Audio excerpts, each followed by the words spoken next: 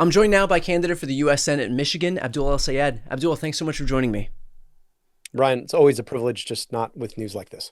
So to that point, we have gotten news that Florida is going to work to eliminate all childhood vaccine mandates in the state. So first and foremost, your reaction to this move, and right off the top, can you give folks who are watching who don't know you a little update in terms of your background? Yeah, so Brian, I'm a physician epidemiologist. I rebuilt Detroit's health department as health commissioner, most recently served Wayne County's Department of Health, Human and Veteran Services and its 1.8 million people, leading public health for communities across our state. And as a former health director, here's the thing I want everybody to understand. But, I could come at you as a public health doctor, but really just as a dad. When kids are born, their immune systems are not fully developed. And we can't even immunize them for these diseases that we protect folks from via vaccines, things like measles or mumps or rubella or polio, until they've matured to a certain level. And so we require people to be vaccinated because we understand that these are killer diseases, and that when more people are vaccinated, the probability that people who cannot get vaccinated, whose immune systems cannot protect them, are protected against these diseases because of what we do as a society collectively. And for anybody in the name of public health to eliminate vaccine mandates is literally putting our most vulnerable people at risk of diseases who decades ago, our grandparents would have looked at and said, oh my God, what are you guys thinking? And, I think about my own grandparents who lined up for the Salk vaccine for polio. Yeah. And I think, imagine what their parents would think that if half a century later, their grandkids and their great-grandkids would be turning against these incredible forms of technology that have saved literally millions and millions of lives. It makes zero sense to me. What do you attribute the hostility to? I think there's a profound amount of disinformation out there about vaccines. I think that much is obvious. But I think what you've got is a movement of people that want to tell you that the things that protect you are actually dangerous and the things that can hurt you are actually benign and safe. Yeah. It's interesting. You think about somebody like Joseph Ladapo, and you think about what he is trying to warn you against. This is a guy who went to Harvard Medical School. He knows better. But he's trying to tell you that somehow the vaccines that have protected your parents and your parents' parents and should be protecting your kids are hurting you. And I don't see him talking about alligator Alcatraz and the fact that our government is currently making it possible to kidnap you off the streets without telling you who they are or why they're kidnapping you, just on the assertion that perhaps you may not be here legally. And the notion that as a public health official, you want people not to have to get vaccinated, but you're perfectly okay with involuntary detention of people in your own backyard says everything I need to know about your values and your understanding of what it means to live in a society where we protect ourselves and protect each other. So I want to put a clip right here on the screen of the Florida Surgeon General who you were just alluding to, a comment that he made in an attempt to justify this move. Every last one of them is wrong and drips with disdain and slavery. Okay? Who am I as a government or anyone else, or who am I as a man standing here now to tell you what you should put in your body? So his claim here is that somehow the vaccine mandates are akin to slavery. Can I just have your general reaction to this? Yeah, slavery is when somebody can force you to do things with your body that you have no choice to do. And this is about protecting everybody as a collective from diseases that killed millions of people. Those two things are not the same. And the tell here is that slavery is about things like involuntary detention or forcing people because of the color of their skin to work in servitude to other people. And this very same individual has said not a peep about the ways that ICE is being used to steal people off the streets, mainly based on whether or not they fit a profile, which is, of course, about the color of their skin.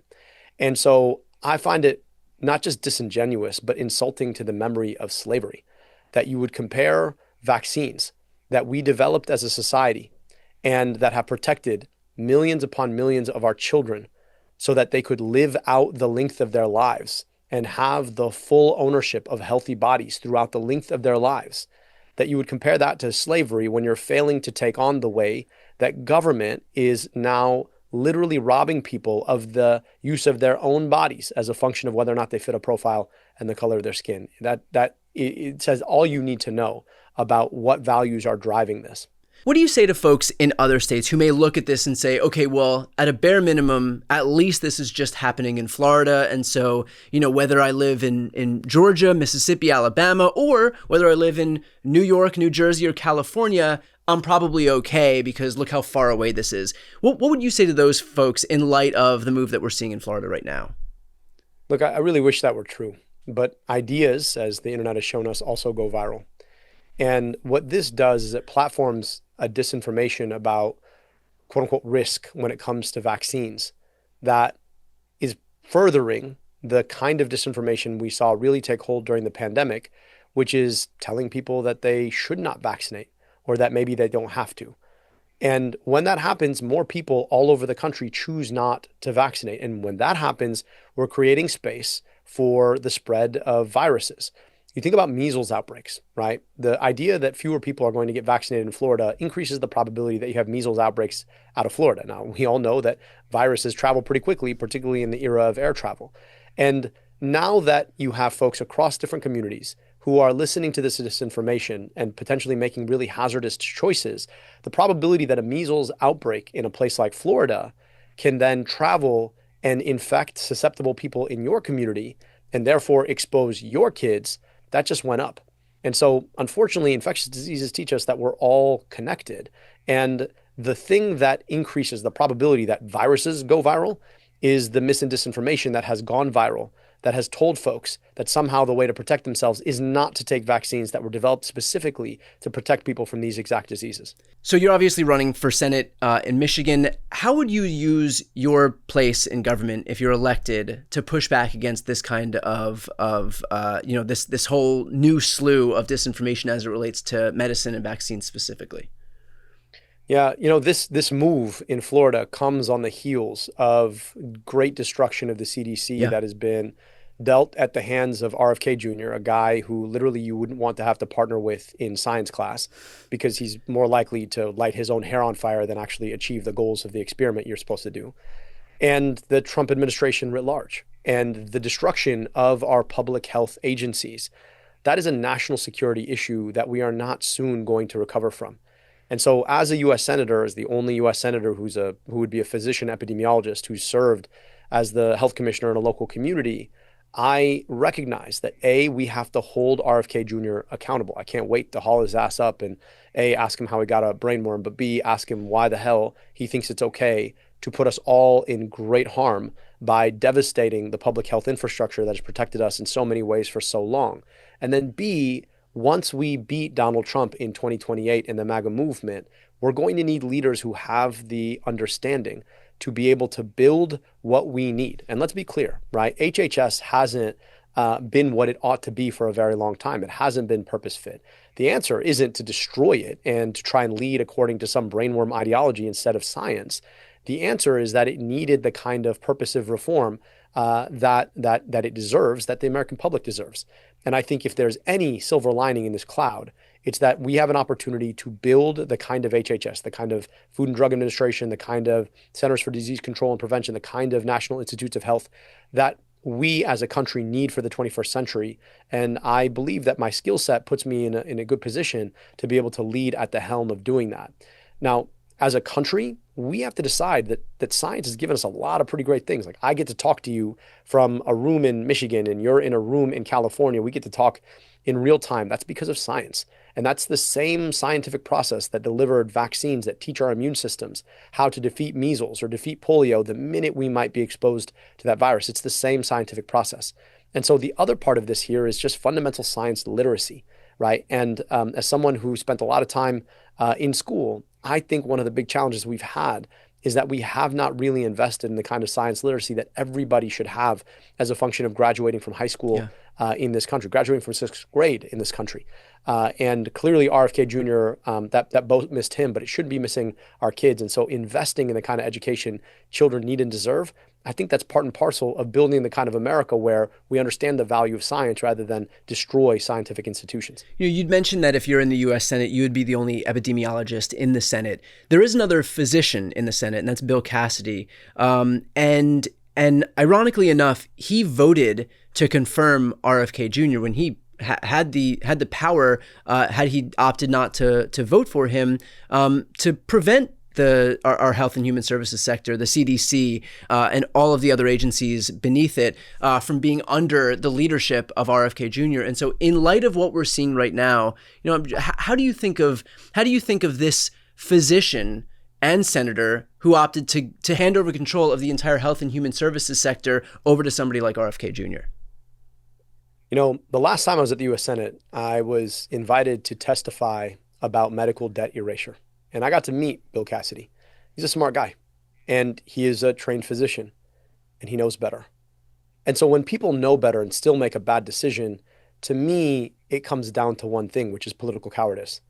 And we've seen that kind of political cowardice fully take over Republicans in both houses of Congress. But I gotta wonder, right? If you're somebody who spent 4 years learning how to be a caretaker of people and an arbiter of scientific fact, how you sell that away just because you're afraid of what Donald Trump might do in your office, how you put somebody in a position of power whose ideology is inconsistent with everything you've ever learned and everything you've ever practiced, and you put them in a position to do something like destroy the incredible public health infrastructure that we have in this country. And I want to be clear, I definitely disagreed with the way that the CDC led during the COVID pandemic. I did not think that they were providing the kind of leadership to the level that I knew they could. But I also know all the other things that the CDC does and all the ways they protect us in ways we don't even see. All the folks working in the bio labs to understand the infectious diseases that could affect us. All of the folks working in emergency response to take on measles outbreaks all over the country when they happen. All of the folks in the epidemiology and intelligence service who are out there providing incredible insight to people who do public health on the ground in communities like Detroit and Wayne County, where I served. And the notion that in a once in a lifetime pandemic, right, we could have wanted more from the CDC should be a reason you invest more in the CDC and provide it with even better leadership, not a reason why you tear it down. Because guess what? It's not like the infectious diseases are back there thinking, well, we already gave them COVID, so maybe we should wait a while. Right. That's not how these things work. And so we are at risk. And I would tell you, we are far worse risk today than we were in December of 2019, right? And I think that should give us all pause. Like I said, this is a national security issue. And somebody like Bill Cassidy should have had the wherewithal to put his training, his knowledge, his understanding, and his commitment to the American people and the oath that he took over putting somebody like RFK Jr. In a position to take a wrecking ball to an agency as important as the CDC. Well, not just the oath he took as a U.S. senator, but also the Hippocratic Oath, which is to first do no harm. And putting somebody like RFK Jr. in charge of our nation's health apparatus does the exact opposite. And that's playing out very predictably as we're seeing right now. Yeah, I took the same oath. And,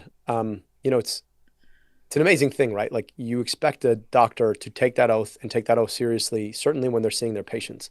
But almost every doctor I've ever met who's run for office, and I've met several of them by virtue of the fact that I'm a doctor who's running for office. Yeah.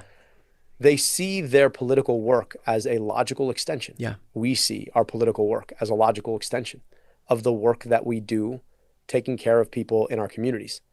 And the notion that somehow you would put your worries and your anxiety about what Donald Trump might say about you ahead of that commitment betrays the reason you ran for office in the first place. And someday somebody's gonna have to explain to me what's so great about being a U.S. senator. I mean, like, part of me is like, I'm gonna have to go hang out with people like Bill Cassidy and Chuck Grassley. Like, I don't see that as a walk in the park or a joyful afternoon.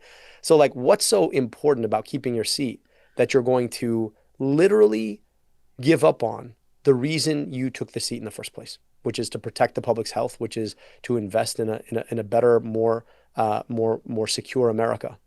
I can't understand it. Well, look, I know that I speak on behalf of everybody who's watching right now in saying, like, in a world where all of the headlines betray so much insanity as it relates to healthcare, to hear you speaking about this in a way that is sane and rational and reasonable is a breath of fresh air. And I know that the crazy voices often rise to the top because that's what breaks through in our media ecosystem. But it is exactly listening to you in a moment like this that kind of restores a little bit of faith in humanity. And look, I say that as the son of two registered nurses. So I appreciate the time today. One last thing for folks who are looking to help your campaign, what can they do? Yeah, they can go to abdulforsenate.com. And Brian, I appreciate you ending on that last note because, your parents went to work every day to take care of people. And we owe them a debt of gratitude for the work that they do. And we owe them not to make their jobs harder and more dangerous.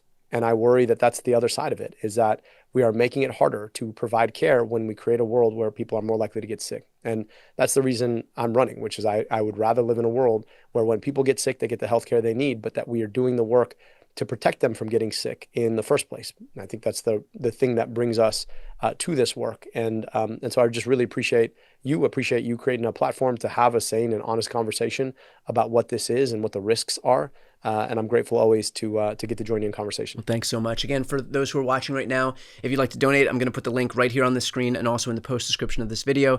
Abdul, thanks again for your time. Thank you, Brian. I appreciate you.